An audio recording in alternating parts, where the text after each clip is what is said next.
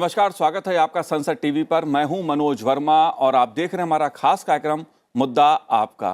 आज हम बात करेंगे नेपाल में हुए आम चुनाव की। नेपाल के आम चुनाव में किसी दल को स्पष्ट बहुमत नहीं मिलता दिख रहा है। सभी प्रमुख दल नई सरकार के लिए गठबंधन साधने में जुटे हैं। कम से कम 6 बड़े नेताओं की निगाहें नेपाल में प्रधानमंत्री पद पर टिकी हैं और साथ साथ सियासी बातचीत व मुलाकातें हो रही हैं। 138 सीटों का बहुमत का आंकड़ा कौन पार करेगा, फिलहाल इसकी अनिश्चितता बनी हुई है। लेकिन 5 पार्टियों के मौजूदा सत्ताधारी गठबंधन का नेतृत्व करने वाली नेपाली कांग्रेस फिर से सरकार बनाने का दावा कर रही है। लेकिन 3 जिलों में चुनावी गड़बड़ियों के सवाल उठ रहे हैं और भी कई सवाल उठ के सामने आ रहे हैं। वोटों की धांधली के आरोप भी लग रहे हैं और यही वजह है कि कुछ परिणाम आने में देरी हो रही है। लेकिन अधिकांश अगर हम ट्रेंड की बात कहें वो सामने उभर के आ चुका है। सभी प्रमुख दल जो हैं वो अपने गठबंधन को मजबूत बताने और 138 के आंकड़े को पार पहुंचता दिखाने में जुटे हैं। 20 नवंबर को हुए थे आम व प्रांतीय चुनाव नेपाल में। कुछ सीटों के परिणामों को लेकर अभी आगे पीछे कुछ दल चल रहे हैं, कुछ उम्मीदवार चल रहे हैं। नेपाल के चुनाव आयोग ने प्रतिनिधि सभा और प्रांतीय विधानसभा चुनाव 2022 के लिए भारत के मुख्य निर्वाचन आयुक्त राजीव कुमार जी को अंतर्राष्ट्रीय पर्यवेक्षक के रूप में आमंत्रित किया था। नेपाल के रिजल्ट पर भारत, चीन के साथ अमेरिका की भी नजरें लगी हुई हैं। इसलिए नेपाल के जनादेश के क्या मायने हैं, नेपाल के आम चुनाव से संबंधित विभिन्न पहलुओं पर आज चर्चा करेंगे, उन्हें समझने की कोशिश करेंगे। खास मेहमान मेरे साथ इस समय मौजूद हैं, जुड़े हुए हैं। पूर्व राजदूत मंजीव सिंह पुरी जी हमारे साथ जुड़े हुए हैं। मंजीव जी, आपका बहुत बहुत स्वागत है संसद टीवी पर। साथ ही हम बात करेंगे बीएचयू के राजनीतिक विज्ञान के प्रोफेसर तेज प्रताप सिंह जी से। तेज प्रताप जी, आपका भी बहुत बहुत स्वागत है। और हमारे साथ मौजूद हैं MPIDSA से रिसर्च फेलो डॉक्टर स्मृति एस पटनायक जी। स्मृति जी, आपका भी स्वागत है संसद टीवी पर। मंजीव जी, शुरुआत मैं आपसे करूंगा। भारत के पड़ोस में नेपाल में आम चुनाव हुए और जो परिणाम उभर के सामने आ रहे हैं उसको आप कैसे देखते हैं? क्या है इस चुनाव परिणाम के मायने?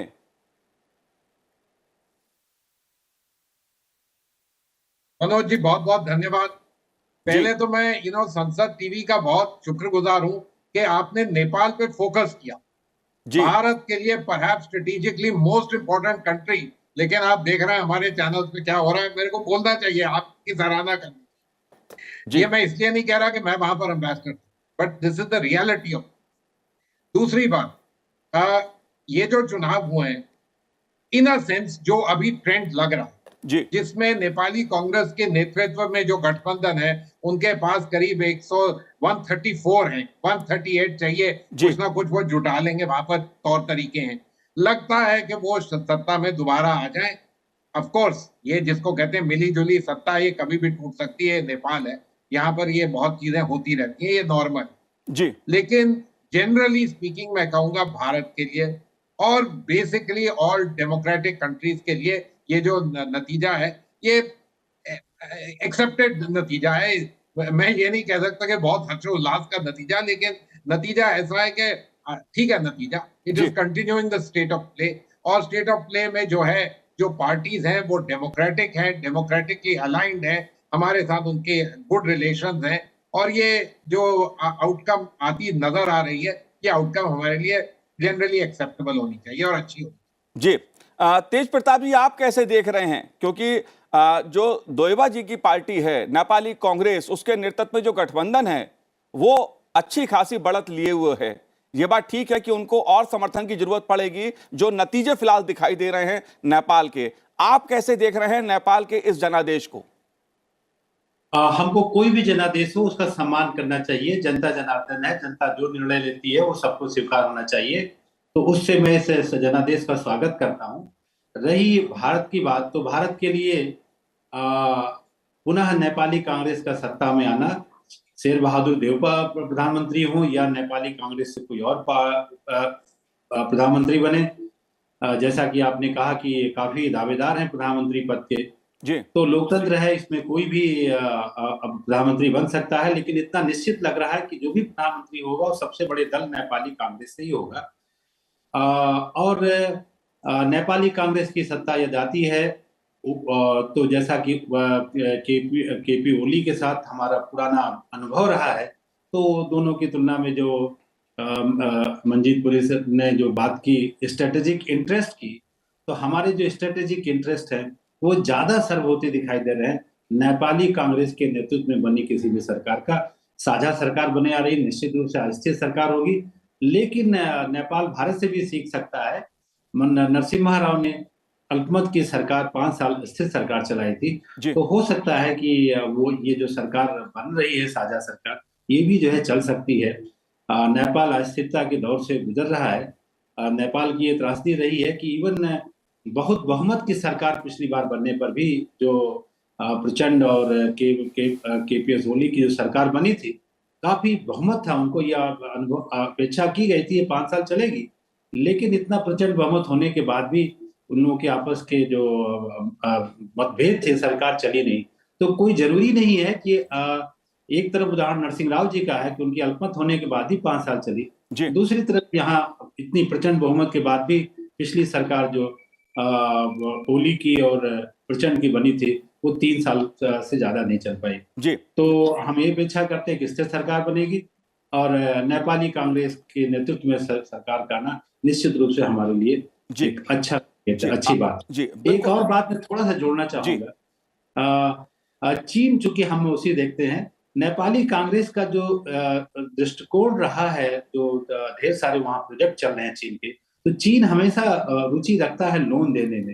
इन मुद्दों पर भी आपसे बात करूंगा, मैं आपके विचार जानूंगा, लेकिन फिलहाल मैं इस राजनीति को समझना चाहता हूं स्मृति जी, जो नेपाल को लेकर उभर के सामने आ रही है कि एक तरफ नेपाली कांग्रेस के अध्यक्ष शेर बहादुर देउबा जी की 5 गठबंधन वाली सरकार है, दूसरी तरफ केपी शर्मा ओली के नेतृत्व में विपक्ष का गठबंधन है, फासला अधिक है, और इस फासले के बीच में प्रचंड की भूमिका, ये एक बहुत महत्वपूर्ण भूमिका उभर के सामने आई है। पहले भी प्रचंड ने अपनी महत्वपूर्ण भूमिका पिछली सरकारों में दिखाई, और इस बार भी प्रचंड और देउबा के बीच बातचीत, इसे आप कैसे देखती हैं? देखिए, अभी जो न्यूज़पेपर में आया था कि प्रचंड जी ने, ओली जी ने प्रचंड जी को फ़ोन किए थे और वो बताए थे कि वामपंथी गठबंधन का सरकार बनाए जैसे पहले बना हुआ था। लेकिन ये बात है कि अभी तक प्रचंड उनको मना तो पूरा नहीं किए, बोले कि देखते हैं फ्यूचर में क्या होता है। तो वो एक्चुअली उनको एक बार्गेनिंग पावर देगा नेपाली कांग्रेस गठबंधन के अंदर, क्योंकि उनको ओली साहब भी चाहते हैं।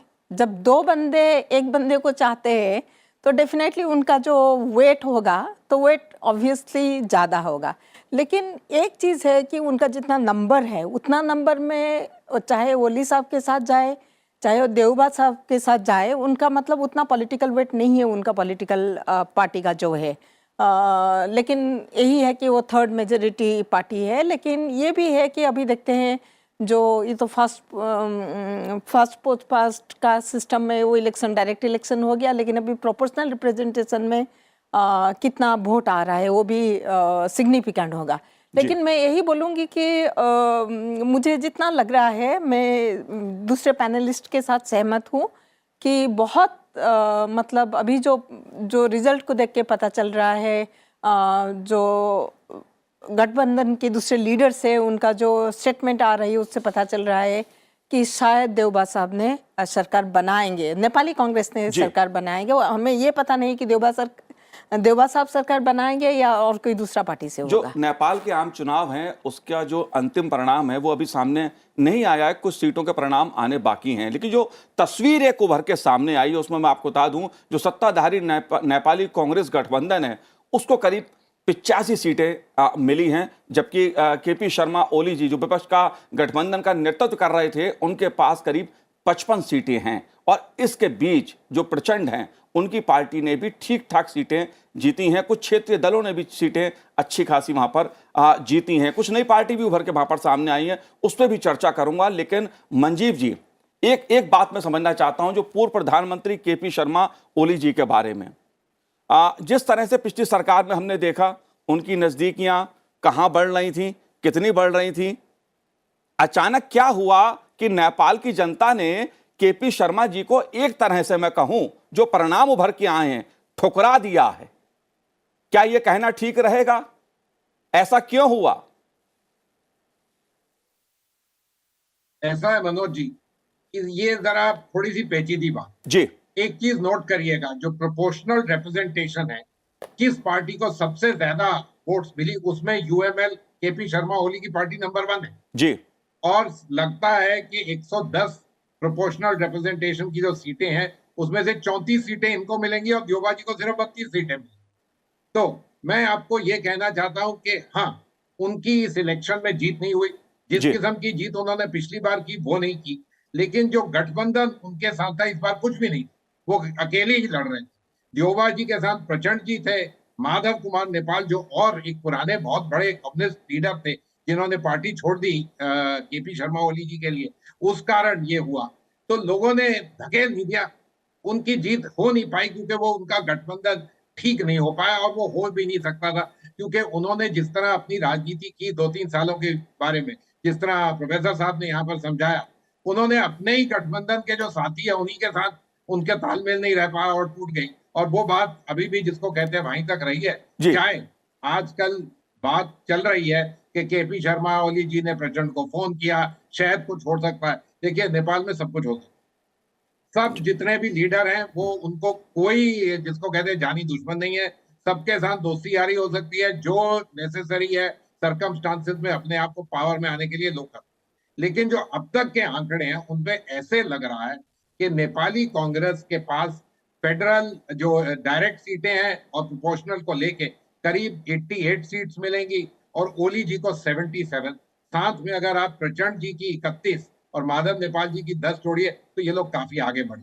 जी जी, लेकिन एक तस्वीर जो उभर के सामने आ रही है, हालांकि चुनाव है, परिणाम चूंकि अंतिम अभी सामने नहीं आए हैं, इसलिए उलटफेर हो सकती है। लेकिन जिस तरह से नेपाल की संघीय सरकार की तरह प्रांतों में भी केपी शर्मा ओली की जो पार्टी है उसे झटका लगा है, कई प्रांतों में झटका लगा है। नेपाली कांग्रेस के नेतृत्व वाला गठबंधन करीब करीब जो अभी तक के समाचार है उसके अनुसार 7 प्रांतों में ठीक ठाक स्थिति में है, बहुमत की ओर है। एक चीज उभर के आ रही है तेज प्रताप जी, जो मैं चीज समझना चाह रहा हूं, केपी शर्मा ओली जी पिछली बार भारी भरकम बहुमत था उनके पास, जिस तरह से उन्होंने बहुमत जुटाया था, नेपाल में जिस तरह से राजनीति की जोड़ तोड़ में वो माहिर माने जा रहे थे, उनकी हार पीछे रहने के कारण क्या देख रहे हैं आप?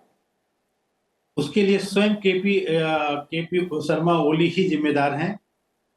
इतनी ज्यादा महत्वाकांक्षा, इतना ज्यादा एक दूसरे के साथ एग्रीमेंट करके तोड़ देना। जी, पिछली सरकार गिरने का यही था, जो एग्रीमेंट उनका और प्रचंड का था आधे समय तक प्रधानमंत्री रहने का, उस एग्रीमेंट को उन्होंने स्वयं तोड़ा। तो वो सत्ता से चिपके रहना चाहते हैं, सत्ता से हटना नहीं चाहते हैं, पावर शेयरिंग चाहते नहीं हैं, वन मैन पार्टी बनाना चाहते हैं। तो निश्चित रूप से जो उनका जो पॉलिटिकल कैपिटल है वो बिल्कुल बहुत ही नकारात्मक, कोई उन पर ट्रस्ट नहीं कर रहा है। वो ओली जिन्होंने प्रचंड को सत्ता में नहीं आने दिया, आज फोन करके प्रचंड से कह रहे हैं, हो सकता है ओली नेपाली कांग्रेस को रोकने के लिए प्रचंड को प्रधानमंत्री पद तक भी ऑफर कर सकते हैं। लेकिन यदि ऐसा करते भी हैं तो प्रचंड भी जानते हैं कि 6 महीना साल भर से ज्यादा ओली नहीं चलने देंगे, उनकी सरकार को गिरा देंगे। तो ऐसे में जो ओली की पराजय की बात कर रहे हैं, उसके लिए स्वयं ओली जिम्मेदार हैं। उनकी क्रेडिबिलिटी जो है नेपाली पॉलिटिक्स में, और जो नेपाली चाहे वो कम्युनिस्ट आइडियोलॉजी के हों चाहे वो नॉन कम्युनिस्ट आइडियोलॉजी के हों, दोनों तरफ उनकी क्रेडिबिलिटी समाप्त हुई है और इसीलिए उनकी पराजय। और जनता भी इतने महत्वाकांक्षी और स्वार्थी व्यक्ति को जनता भी पसंद नहीं करती है, अंततः नकारती ही है। यही सब कारण उनके केपी शर्मा ओली के पराजय के कारण रहे। उनको आशा थी कि शायद अकेले हो, जैसे किसी समय में इंदिरा गांधी ने किया था, उन्होंने अपने ही नेतृत्व पे पूरे भारत में सत्ता में वापसी की थी और जो बड़े बड़े कांग्रेस नेता रह गए थे, शायद ऐसा कुछ सोच रहे थे ओली की वो शायद इतने लोकप्रिय हो गए हैं नेपाल में कि अकेले ही बिना पार्टी बिना उसके जो है वो कर सकते हैं। उसको ये जो चुनाव परिणाम आए हैं वो स्पष्ट हो गया है कि जनता का विश्वास केपीएस ओली में नहीं है और केपीएस ओली को मोरल रिस्पांसिबिलिटी लेते हुए खुद सत्ता की दौड़ से हट जाना चाहिए, क्योंकि यही डेमोक्रेसी कहती है कि if you lost the election तो you respect the people's mandate. लेकिन बहुमत तो दोबा जी को भी नहीं मिला है, तो जोड़तोड़ करने का अधिकार तो केपी ओली शर्मा जी के पास भी है। जी लेकिन उसमें जो कहते हैं नंबर गेम है, डेमोक्रेसी जी। आफ्टर ऑल नंबर गेम, उस नंबर गेम में देवबा उनसे काफी आगे हैं। जी। जी। और क्योंकि देवबा ने अभी उनका जो 5 पार्टी का अलायंस है, उसको अगर जो देखें तो अब उनकी लगभग सरकार बन जा रही है। जी। अब उसमें से कोई इधर-उधर ना टूट के जाए।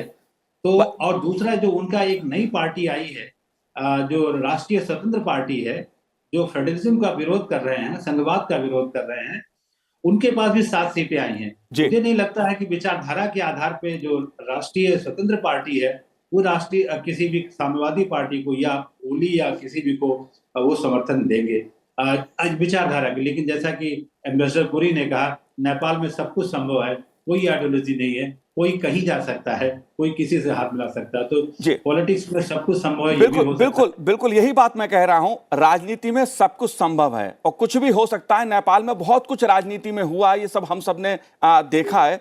डॉक्टर स्मृति जी, मैं एक चीज समझना चाहता हूं, अगर मैं केपी शर्मा ओली जी के बारे में जानना चाह रहा हूं कि उनकी पार्टी अगर देवबा जी की पार्टी से, नेपाली कांग्रेस से पीछे रह गई, तो क्या एक बहुत बड़ी वजह इसको माना जा सकता है कि उनके सत्ता में रहते हुए जिस तरह से चीन की गतिविधियां नेपाल में बढ़ी, उनकी नजदीकियां चीन से हुई, क्या एक बहुत बड़ी वजह यह हो सकती है क्या?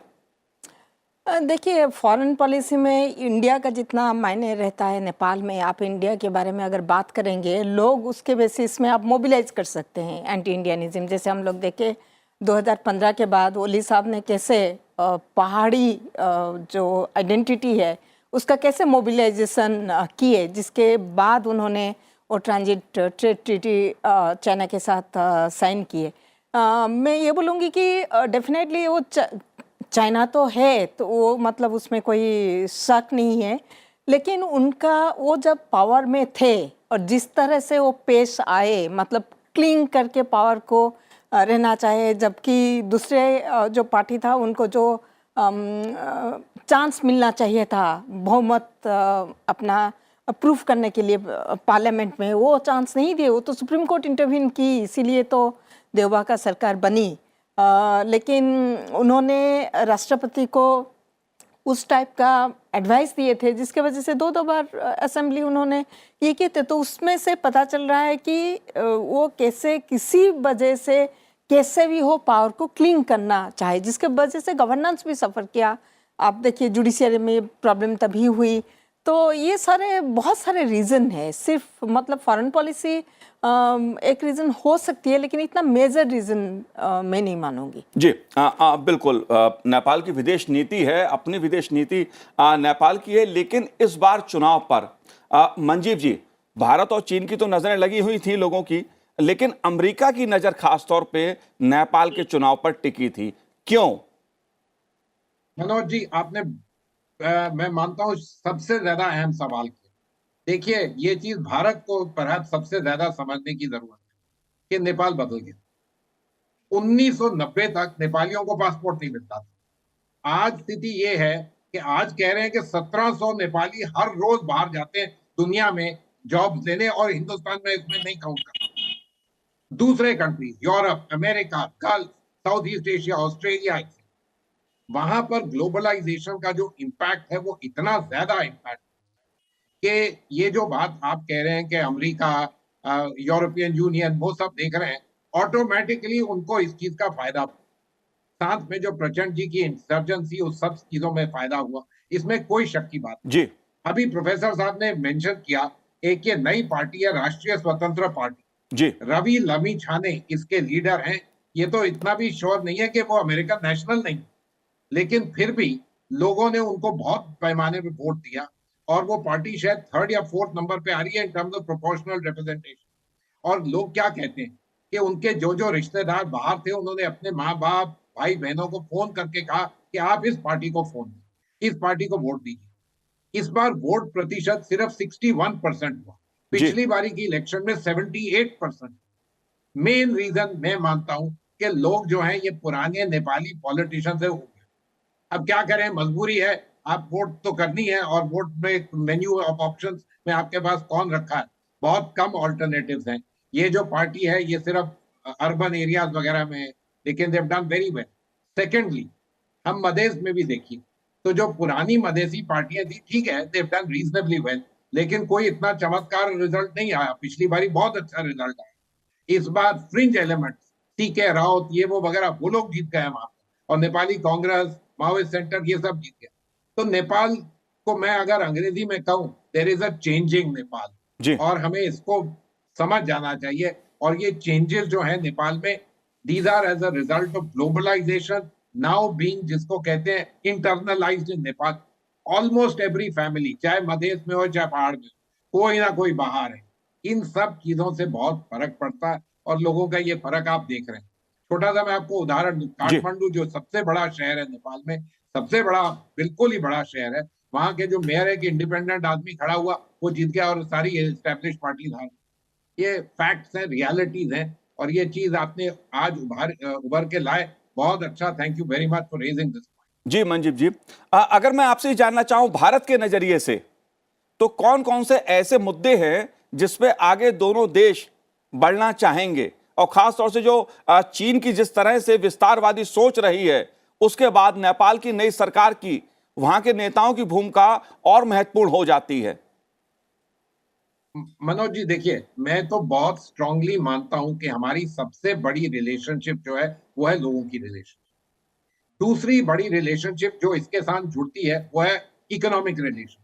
अगर ये दो चीजें स्ट्रांग लें, कनेक्टिविटी, पीपल्स लिंक्स और ये सब, तो आप सत्ता वाले कितना कुछ कर लेंगे। आफ्टर ऑल डेमोक्रेटिक पॉलिटीज में, और नेपाल अब डेमोक्रेटिक पॉलिटी है, डेमोक्रेटिक पॉलिटीज में आप लोगों की नहीं सुनेंगे तो किसकी सुनेंगे। जी हमें नेपाल को इंटरेस्ट करना चाहिए इंडिया के ग्रोथ।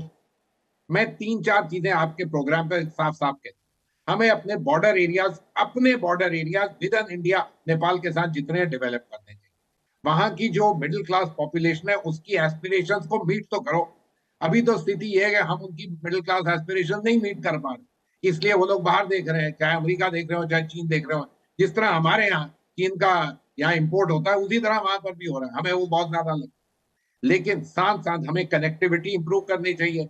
ये जितने बड़े प्रोजेक्ट्स हैं इनको किसी ना किसी तरीके से करना चाहिए।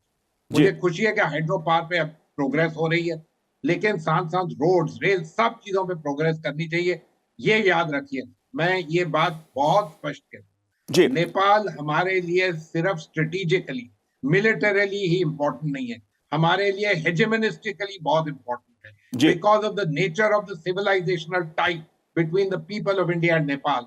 इसलिए नेपाल को छोटा देश, ये चीजें ना छोड़ के जी हमारी अपनी ग्लोबल भूमिका के लिए नेपाल और नेपाल के साथ हमारे रिश्ते बहुत हैं। जी बिल्कुल, नेपाल और भारत के रिश्ते जो सांस्कृतिक दृष्टि से अगर मैं बात करूं, धार्मिक दृष्टि से बात की जाए, तो दोनों देशों के सदियों पुराने रिश्ते रहे हैं, रोटी बेटी का नाता है। और इसीलिए नेपाल की संसद में इस बार जब चुनाव हुए, तब नागरिकता विधेयक का मुद्दा भी जोर शोर से उठा। मधेशियों के लिए नेपाल में नागरिकता का एक बड़ा सवाल रहा है। तेज प्रताप जी, इस मुद्दे को आप कैसे देखते हैं, क्योंकि इस कम्युनिटी का प्रतिनिधित्व करने वाली पार्टियों ने भी सीटें जीती हैं, उनकी भी एक महत्वपूर्ण भूमिका है नेपाल के विकास में। आप कैसे देखते हैं इस मुद्दे को? मधेसी की समस्या नेपाल की सबसे जटिल समस्या है। लोकतंत्र के दृष्टिकोण से देखें तो मधेसियों की संख्या ज्यादा होने के बावजूद भी उनको प्रतिनिधित्व उतना नहीं मिला है। काफी इसके बारे में विरोध हो चुका। जो संविधान बना था, मधेसियों ने संभवतः ये जो लोकतंत्र में भी हम कहते हैं कि जनसंख्या में समान प्रतिनिधित्व होना चाहिए, तो उस सिद्धांत का अवहेलना यहाँ की गई है। मधेसी की जनसंख्या के अनुरूप सीटें नहीं दी गई है। लेकिन फिर भी अपेक्षा की जा रही थी कि मधेसी पार्टी, जैसा मैसूपुरी ने कहा कि अच्छा परफॉर्म करेंगे, लेकिन परफॉर्मेंस उनका एक्सपेक्टेशंस के अनुसार नहीं रहा है। शायद मधेसी जो पार्टीज थी वो शायद बहुत ज्यादा ऑपर्चुनिस्टिक अलायंसेस कर रहे थे, और उसके कारण शायद मधेसी लोगों ने उनको रिजेक्ट किया कि भाई एनएफ इज एनएफ, कुछ तो प्रिंसिपल होने चाहिए। तो मधेसी का जो था, लेकिन उनके जो स्टैंड हैं, मुद्दे हैं, सेंसिटिव मुद्दे हैं, और जनता के लेवल पे सपोर्ट डेफिनेटली है। क्योंकि कोई भी अगर जो डेमोक्रेसी की बात करें, कोई नहीं कहेगा कि हम ज्यादा संख्या में होने के बावजूद भी हमारे जो रिप्रेजेंटेटिव्स हैं उनकी संख्या कम हो। फेडरलिज्म का जो इशू आया, जो उसमें नई पार्टी जो आई है राष्ट्रीय स्वतंत्र, वो फेडरलिज्म को नकार रही है, फेडरलिज्म को रिजेक्ट कर रही है, जिसने अपने एजेंडा में, मैनिफेस्टो में कह रखा है कि हम आएंगे तो एक यूनिटरी स्टेट की स्थापना करेंगे। तो वो भी एक चुनौती है। ये मधेसी पार्टियां तो फेडरलिज्म को चाहती हैं, फेडरल और मजबूत बनाना चाहती हैं।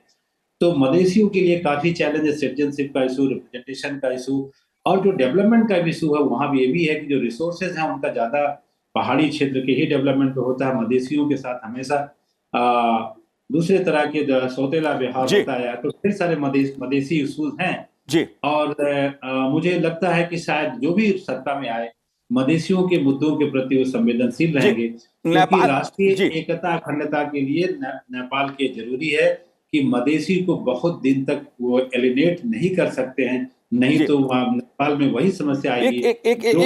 जी डॉक्टर स्मृति जी, एक महत्वपूर्ण बात यह है कि नेपाल में लोकतांत्रिक ढंग से चुनाव हुए और हर बार चुनाव लोकतांत्रिक ढंग से नेपाल में होते हैं। ये दिखाता है कि नेपाल लोकतंत्र में जो वहाँ की जनता है कितना विश्वास करती है, कितना भरोसा करती है, और उन चुनावों में भारत का निर्वाचन आयोग जो है उसकी भी एक भूमिका कहीं ना कहीं रहती है। इसको आप कैसे देखती हैं? और दूसरा, एक पत्रकार ने नेपाल की राजनीति को भी बदल दिया। जिस राष्ट्रीय स्वतंत्र पार्टी की बात हो रही है, चर्चा की जा रही है, उसका नेतृत्व एक पत्रकार करते हैं जिनकी पार्टी ने पहली बार 6 महीने पहले पार्टी बनाई और ठीक ठाक सीटें जीती, ठीक ठाक उपस्थिति दर्ज कराई अपनी। आप कैसे देखती हैं इन दोनों पहलुओं को?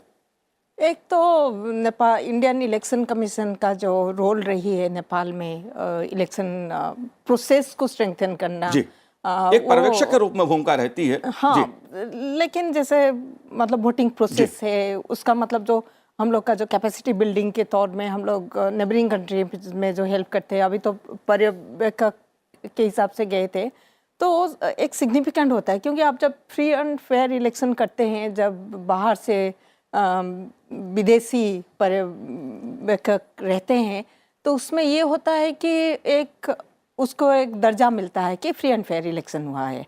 और सेकंड चीज़, आप जो स्वतंत्र पार्टी का बात किए हैं, हाँ वो मतलब बहुत सरप्राइजिंग है, मतलब वाइल्ड कार्ड जो बोलते हैं उस टाइप का है। और लेकिन जैसे एम्बेसडर पुरी ने बताया कि काठमांडू का जो मेयर का इलेक्शन हुआ, तो इस टाइप का बहुत सारा इस इलेक्शन में बहुत सारा ऐसा चीज़ हुआ है जो कि पहले नहीं देखा। जैसे उपेंद्र यादव अपना सीट लूज किए सीके राउत को, जो मतलब अभी कुछ साल पहले एक 11 पॉइंट एग्रीमेंट किए थे। तो इस टाइप का सरप्राइजिंग चीज़ जो है वो मतलब नेपाल में नहीं, वो कोई भी डेमोक्रेसी में ये एक रहता है। तो उसका जो इलेक्शन रिजल्ट है, मोबिलाइजेशन है, यूथ को अट्रैक्ट करना, क्योंकि आपका ज़्यादातर वोटर जो है वो यूथ है, वो डेफिनेटली जो पुराने पार्टी है उनको वोट देना नहीं चाहेंगे, क्योंकि देख चुके हैं कि कैसे उनका बिहेवियर कैसे रही है। तो इसीलिए सब कोई सोचता है कि ठीक है, नया पार्टी है, नया उम्मीदवार है, यूथ है, यंग आदमी है, तो हम उसको वोट देंगे। तो ये जो परसेंटेज वोट जो राष्ट्रीय स्वतंत्र पार्टी को मिला है, मैं ये बोलूँगी कि एक्चुअली ये है that aspiration of bringing a change in Nepal, in Nepals politics. हम लोग उसको, मैं उसको उस तरह देखूंगी, वो एस्पिरेशनल वोट से। जाहिर सी बात है कि आने वाले कुछ दिन नेपाल की सियासत के लिहाज से, नेपाल में सरकार के गठन के लिहाज से खासे महत्वपूर्ण रहने वाले हैं। बहरहाल जिस तरह का जनादेश उभर के नेपाल में आ रहा है, उसके अपने कई मायने हैं, राष्ट्रीय दृष्टि से भी, भारत की दृष्टि से भी और अंतर्राष्ट्रीय दृष्टि से भी। आप तीनों ने इस कार्यक्रम में भाग लिया, बहुत बहुत शुक्रिया संसद टीवी से बात करने के लिए। बहुत बहुत धन्यवाद मंजीव जी, तेज प्रताप जी, आपका भी। तो आज इस कार्यक्रम में इतना ही, मुझे दीजिए आज्ञा, नमस्कार।